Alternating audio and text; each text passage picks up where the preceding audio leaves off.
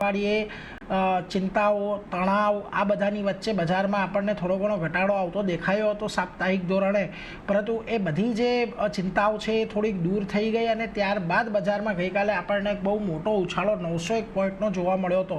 તેથી થોડું આજે પ્રોફિટ બુકિંગ આવી રહ્યું છે.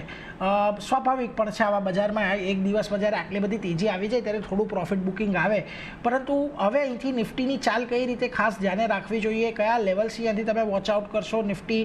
અને બીજી તરફ બેંક નિફ્ટી જુઓ અત્યારે પાછું 55,000ની નીચે આપણને થોડુંક કામકાજ કરતું દેખાઈ રહ્યું છે, ત્યાં શું મત બનશે તમારો?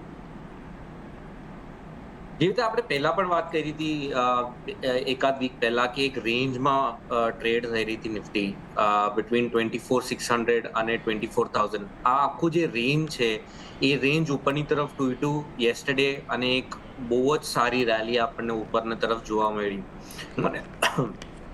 મને લાગે છે કે શોર્ટ ટર્મમાં અને મીડિયમ ટર્મ આઉટલુકમાં એક જે વ્યૂ છે એ પોઝિટિવ જ રહેશે અને આપણે બાય ઓન ડિક્લાઇનની સ્ટ્રેટેજી રાખવી. જે પહેલા એક રેઝિસ્ટન્સની જેમ કામ કરી રહ્યું હતું 24,600, એ હવે એક સપોર્ટની જેમ કામ કરશે. એટલે મને એવું લાગે છે કે 24,600 અને 24,500 આ એક ઝોન રહેશે, હવે એક સપોર્ટ ઝોન રહેશે અને ત્યાંથી આપણે એક બાઇંગ ની સ્ટ્રેટેજી રાખવી ફોર નિફ્ટી. અને ઉપરમાં જે અગર ટાર્ગેટ આપણે જોઈએ તો upper end of the Bollinger band daily ચાર્ટ્સમાં 25,200 25,300 ની આસપાસ આવે છે, જે પ્રીવિયસ એક સ્વિંગ હાઈની આસપાસ પણ છે. એટલે એ એક શોર્ટ ટર્મનું ટાર્ગેટ રહેશે ફોર નિફ્ટી. હવે જે બેંક નિફ્ટી છે, બેંક નિફ્ટી અંદર પણ સેમ એક ડાઉનવર્ડ સ્લોપિંગ કન્સોલિડેશન હતું. એ કન્સોલિડેશન હવે કાલે ઉપરની તરફ તૂટ્યું હતું. હવે એક આપણને પોઝ દેખાઈ રહ્યો છે અને આ પોઝમાં મને લાગે છે કે આપણે બાય ઓન ડિક્લાઇન્સની સ્ટ્રેટેજી રાખવી જોઈએ ફોર બેંક નિફ્ટી. અને જે લાર્જ કેપ સ્ટોક્સ છે, Axis bank, ICICI bank, SBI, એની અંદર વધારે ધ્યાન રાખવું જોઈએ નાના બેંક્સની જગ્યાએ.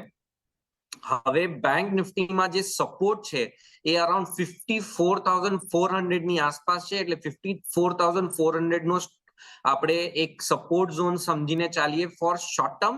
અને એક મીડિયમ ટર્મ આઉટલુકમાં મને લાગે છે કે જે 2-3 ટ્રેડિંગ સેશન પહેલા જે લો બન્યો હતો, ફ્રાઈડેના જે લો બન્યો હતો 53,430 ની આસપાસ, એ એક બહુ જ ક્રુશિયલ સપોર્ટ મીડિયમ ટર્મ આઉટલુકમાં બનશે.